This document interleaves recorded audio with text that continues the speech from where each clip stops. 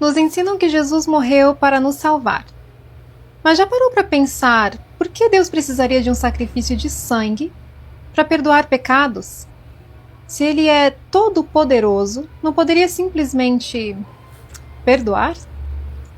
O cristianismo ensina que todos são pecadores e o pecado exige punição. Jesus foi sacrificado para pagar essa dívida. Mas espera aí. Quem criou esse sistema? O próprio Deus. Quem decidiu que o pecado precisa ser de sangue para ser pago? Deus de novo. Então, Deus criou uma regra, nos fez incapazes de segui-la e depois mandou seu próprio filho morrer para corrigir isso? Vamos pensar no conceito de perdão. Se alguém te machuca, você pode escolher perdoar ou exigir uma punição. Deus poderia simplesmente perdoar, mas escolheu exigir sangue.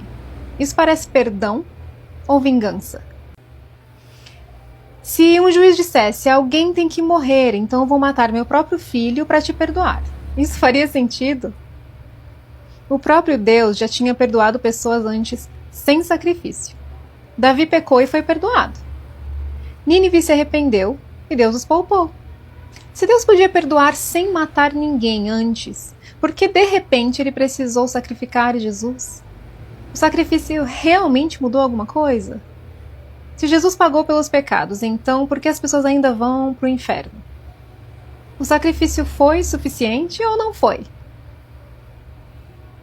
Parece que o cristianismo quer os dois ao mesmo tempo. Jesus pagou por tudo, mas você ainda precisa crer e obedecer. O pecado foi perdoado, mas ainda tem uma punição eterna. Se Deus é amor e todo-poderoso, ele realmente precisaria de um sacrifício brutal para perdoar? Ou será que essa ideia faz mais sentido como uma herança de culturas antigas que acreditavam que sangue apaziguava os deuses? Ela é ateia e não há dúvida que os ateus e os opositores da mensagem estão nessa condição por falta de informação. A gente vê claramente as pessoas desinformadas sobre Deus e eles não encontram a resposta na teologia. A teologia não pode responder por que Deus requer sangue. A teologia não pode responder porque como é que um pai vai mandar um filho, seu próprio filho, né? Por quê? Porque a teologia não crê na Bíblia, a resposta está na Bíblia, mas do jeito que está na Bíblia, a teologia não crê, não aceita. E então tem que ficar nessa situação, os ateus desse jeito aí, buscando resposta e não encontram. Primeira coisa, por que sangue? Ela disse que, na verdade, tudo tem a ver com heranças de culturas antigas que acreditavam que o derramamento de sangue apaziguavam os deuses. Mas, na verdade, as culturas antigas, religiões antigas, que derramavam sangue para apaziguar os deuses, era, na verdade, uma cópia mal interpretada da verdade de Deus, que também requeriu o derramamento de sangue, só que da forma correta. E as religiões que surgiram depois, as culturas antigas, não entendendo isto, começaram a requerer sangue para apaziguar os deuses por interpretar errado o Deus verdadeiro. Esta é a verdade. E as tradições, religiões modernas continuam fazendo a mesma coisa. As pessoas não entenderam quando a Bíblia falou em Pai, Filho e Espírito Santo. Pensaram que está falando de três pessoas distintas da divindade, um Deus Pai, um Deus Filho, um Deus Espírito Santo. As pessoas não compreenderam quando a religião verdadeira, a palavra de Deus falou sobre dízimos, sobre ofertas, fizeram disso um meio de ganhar dinheiro.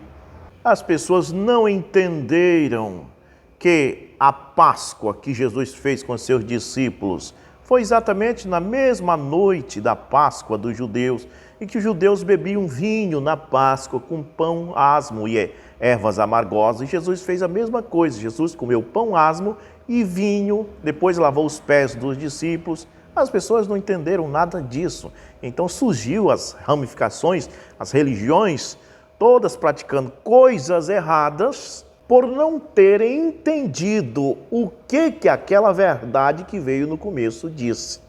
Então todas essas religiões, dos deuses, das tradições pagãs, que requeriam sangue para apaziguar os deuses, foi por causa que eles viram Abel matar um cordeiro. Isso vem lá de trás, antes da Bíblia escrita existir, mas já existia a história, todos já conheciam a história que o filho do primeiro homem, Abel, tinha matado um cordeiro e aquilo agradou a Deus.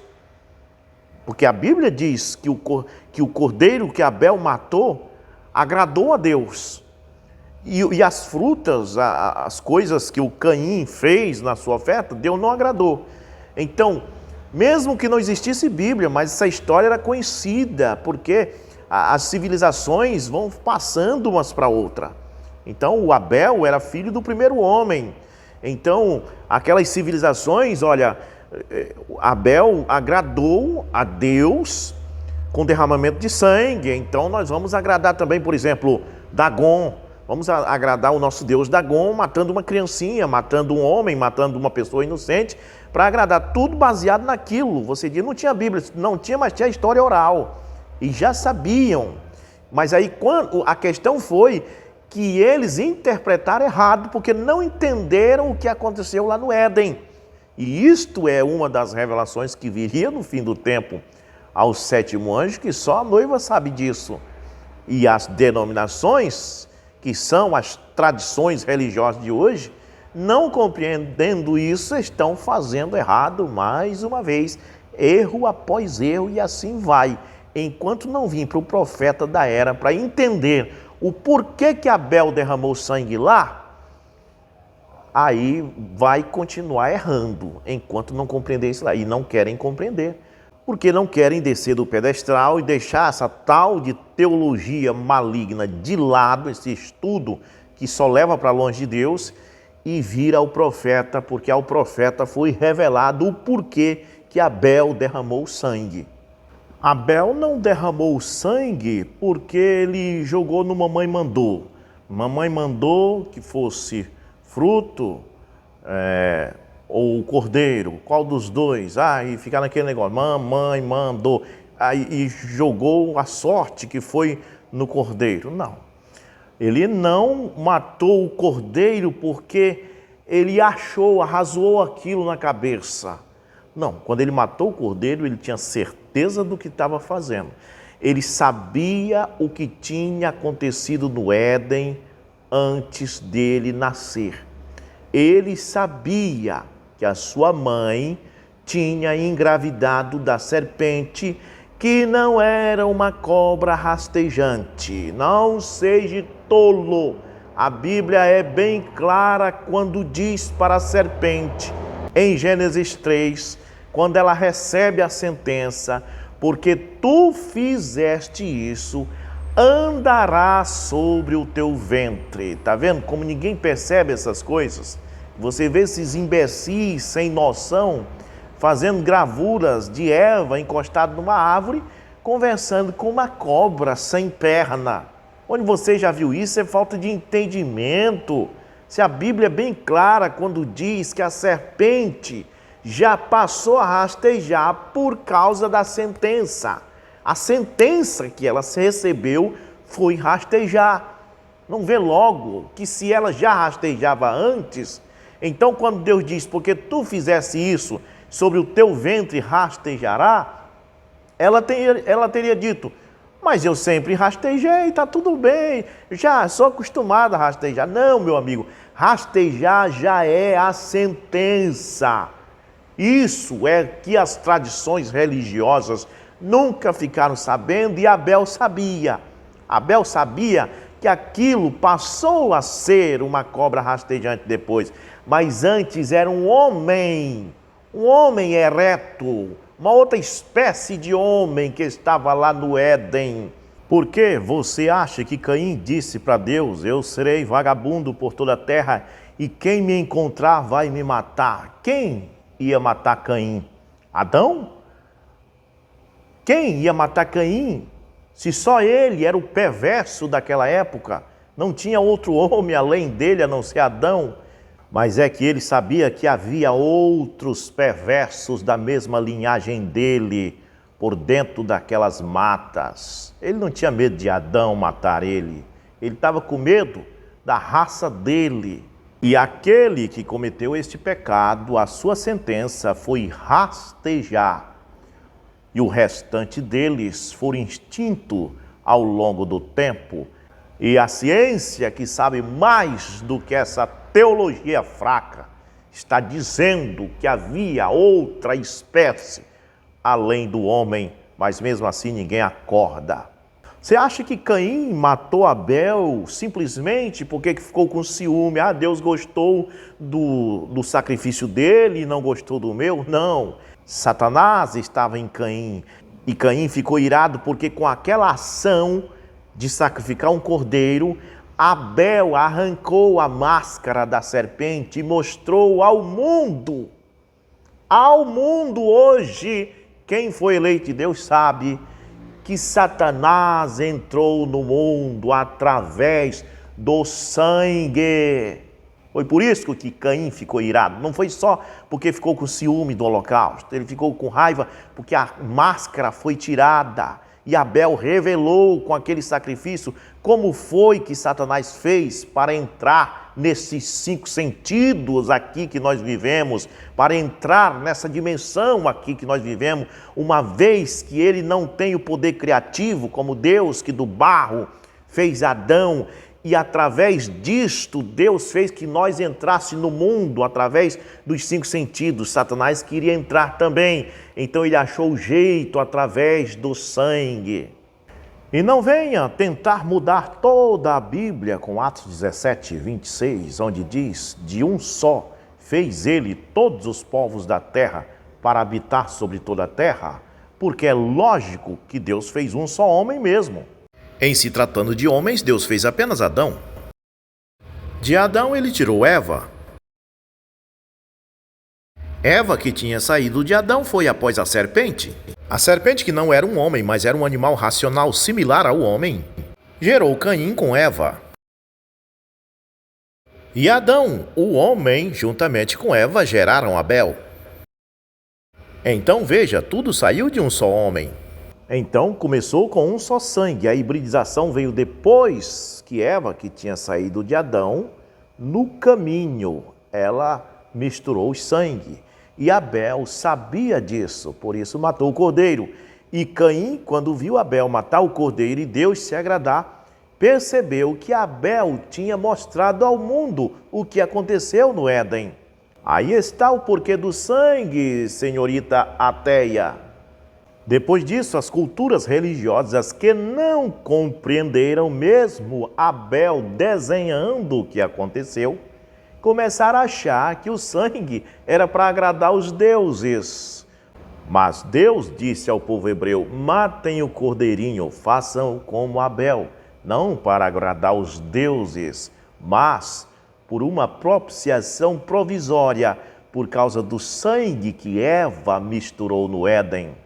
Até aquele dia em que apareceu ele, o Cordeiro de Deus que tira o pecado do mundo, e de uma vez por toda entrou no Santo dos Santos e nos fez uma eterna redenção.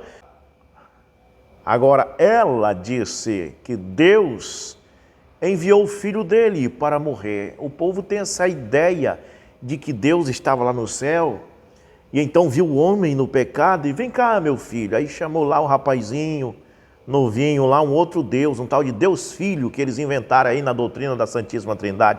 A Bíblia não fala nisso, né?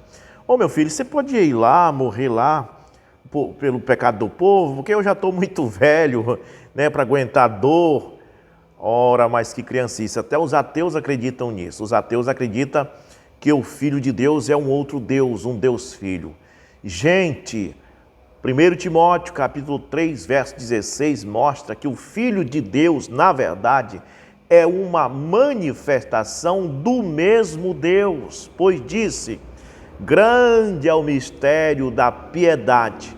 Deus, ele não mandou outro, Deus se manifestou em carne. Olha a palavra manifestação aí, manifestou em carne. Ao manifestar em carne, esta manifestação foi chamada de Filho de Deus, não é outra pessoa, não é outro rapaz, não é como nós fazemos, chama o nosso filho aqui, vai lá por nós. Não, ele mesmo, sendo espírito, desceu, encarnou, e a encarnação foi chamada de Filho de Deus. Não é outra pessoa, é o mesmo Deus que encarnou, e essa encarnação se chama Filho de Deus. Essa manifestação, esta encarnação, morreu para nos tirar do pecado. Deus não mandou nenhum outro Deus. Deus não mandou um filho como você pensa. O Filho de Deus não é da forma que você pensa, senhorita Teia. Não é desta forma. Vocês carnalizam as coisas. O meu filho é uma outra pessoa distinta de mim, mas o Filho de Deus é uma manifestação do próprio Deus. Agora, mais uma coisa que a senhorita Teia disse: se o sangue perdoa pecado, por que Deus criou o inferno? Ele não já perdoou com sangue? Por que tem o inferno para as pessoas ainda irem para lá? O inferno é para jogar vocês que rejeitam o sacrifício que ele fez, porque a mensagem é bem clara. Quem crê e for batizado será salvo. Quem não crê já está condenado. O sangue de Jesus Cristo perdoou o erro que foi cometido no Éden, só que você tem que aceitar, você tem que crer. Se você rejeitar, tem um inferninho ali para você ir. Não vai ninguém que foi perdoado e aceitou. Isso eu te garanto que não vai para o inferno. Mas quem rejeita, depois do sacrifício ter sido feito, e rejeita, então existe esse lugarzinho para quem está rejeitando. E tem uma coisa, tem muita gente rejeitando. Então a Bíblia diz: o povo erra por falta de conhecimento. Deus abençoe vocês, se inscrevam nesse canal, vocês que viram esse vídeo e concordaram com o que eu disse, acharam que está certo, então compartilha, irmãos.